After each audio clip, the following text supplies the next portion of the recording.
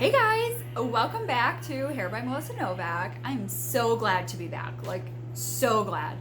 June was a hell of a month, and although it was all very positive and happy things, I'm ready to get back to my normal routine. I'm ready to see clients. I'm ready to get back to my regular Tuesday through Friday schedule, and I'm ready for the sun and the heat and floating in my pool. And lots of cocktails, of course. But floating in my pool made me realize that a lot of clients actually don't know that you need a UV protectant for your hair. Everybody puts sunblock on the skin, well, most everybody, but we tend to forget about our hair, especially if we're color treated. We want to make sure that we're getting some kind of UV protectant on your hair. And if you don't have a UV protectant, there are 3 other ways that you can help ease the sun damage and make it a little less. So my first suggestion for you would be to use Protect and Prevent spray from Moroccanoil. It does have a UV protectant, and it's going to, I should kind of backpedal a little bit here. Do we know the difference between a UV protectant and a thermal protectant? We are talking about 2 different things. So make sure that we're looking at that terminology a little bit differently. A UV protectant is going to protect you from environmental damages such as the sun, pollution, maybe secondhand smoke, that kind of stuff. And then a thermal protection is going to protect against the blow dryer, flat iron, curling iron. Okay, so keep that in mind when you're purchasing the product. You want UV protectant, sun protection, environmental protection. Those are some of the keywords that you're going to be looking at if you don't commit to the Moroccanoil, which I get it. You don't have to love Moroccanoil like I do, but make sure that those are the key items that you're looking at when purchasing. So the UV protectant will prevent your hair color from fading. It will prevent your blondes from turning brassy.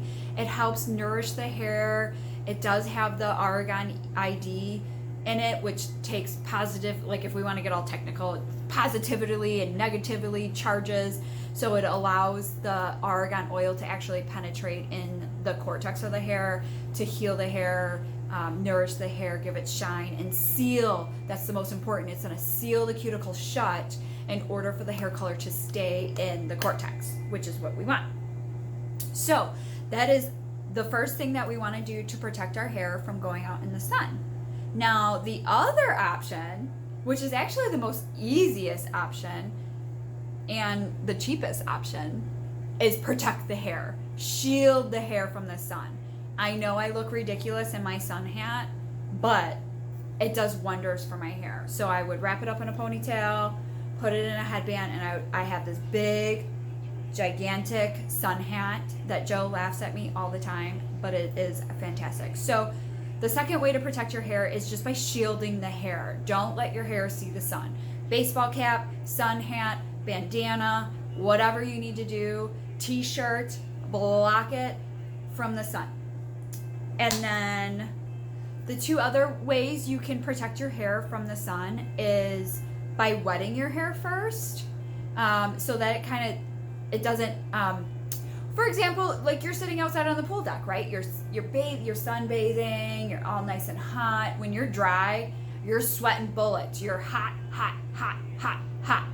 So when you go in the water, you get that nice relief, you're cooler, and it takes longer, right? So that the sun has to dry the hair, and then it starts to kind of dry the hair out. So if your hair is wetter, then it's not going to absorb as much of the sun rays. Another benefit of getting your hair wet prior to maybe going into the pool or going into the, so it's going to protect from the salt, it's going to protect from the chlorine. If you're going in the ocean, if your hair is wet before you go into the water, it's not going to absorb as much of the nasty water because your hair can only absorb so much.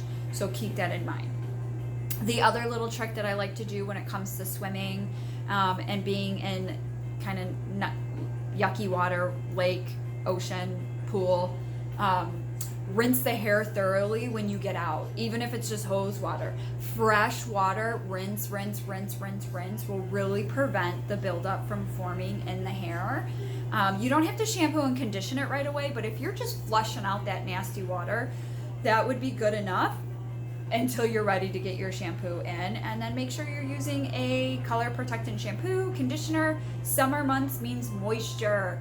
Everything is moisture, moisture, moisture. So make sure you have a moisturizing shampoo, moisturizing conditioner. You're doing a conditioning treatment every once in a while, 3 to 5 shampoos.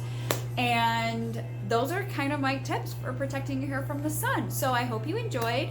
If you have any questions, please reach out and let me know.